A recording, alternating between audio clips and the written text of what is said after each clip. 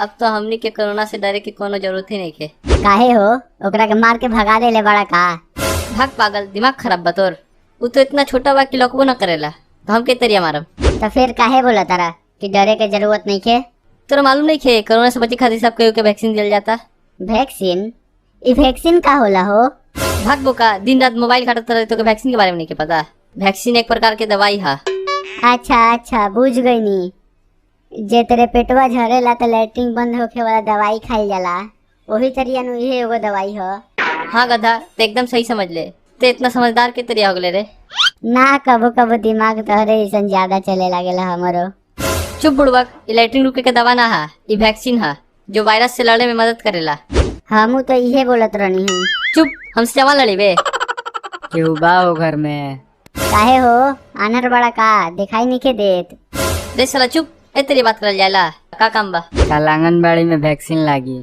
घर में जे 18 साल से बेसी के बा ओकर नाम बताओ। ठीक बा, लिख लो। लैला देवी मजनू प्रसाद। लगता कि चाचा 1976 में पैदा भइल बा।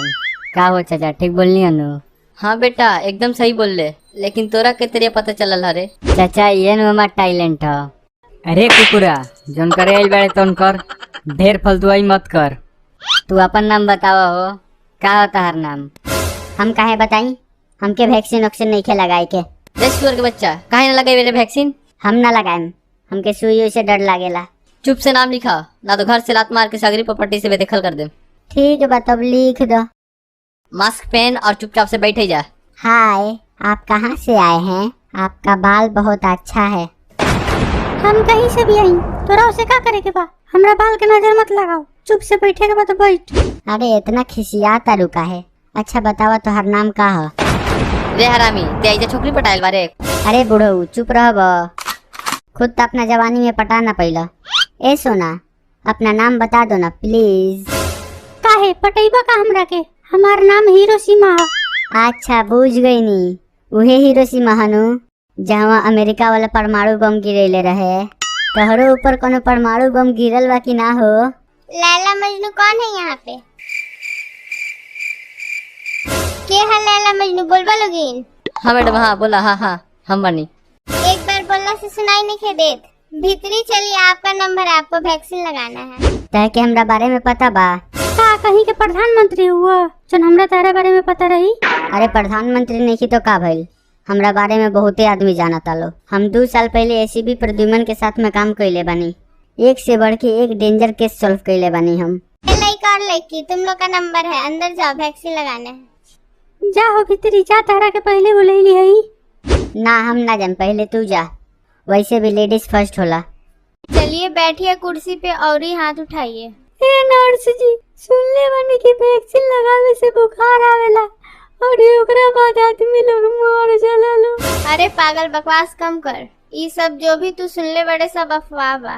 वैक्सीन लेवे से खाली 2 दिन हाथ में दर्द रहेला, ओकरा बाद से सब ठीक हो जाला। चल हाथ आगे बढ़ाओ।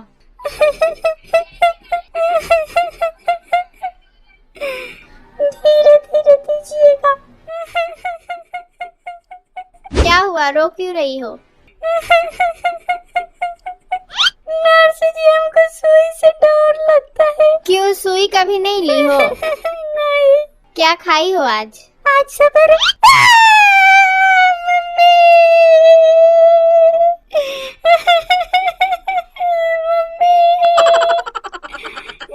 ढेर दांत मत चियारा, अब तहरे नंबर बा। इतना जल्दी हमार नंबर आ गईल? हाँ आ गईल। आ चुप से, अब वैक्सीन लगा ले। रौरा तो बड़ी सुंदर लगा था नर्स जी, लगा था कि रौरे के जिंदगी भर देखते रही। अबे मारे में एक झापड़, न तो चुप रहो, हाथ आगे कर।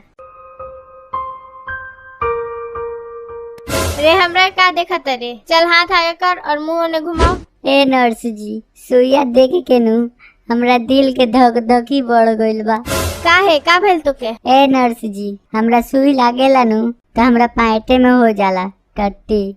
अच्छा ई बात बा, रुको देखा तनी का होता। अबे तारा के सुई देता नहीं तो। कहवा कुछ भइल, बेकार में इतना नखरा करत रहला हा। हो गइल। ए हे, छी छी छी, भागे जैसे भाग। भगावा संडे कोनो एकरा के जैसे।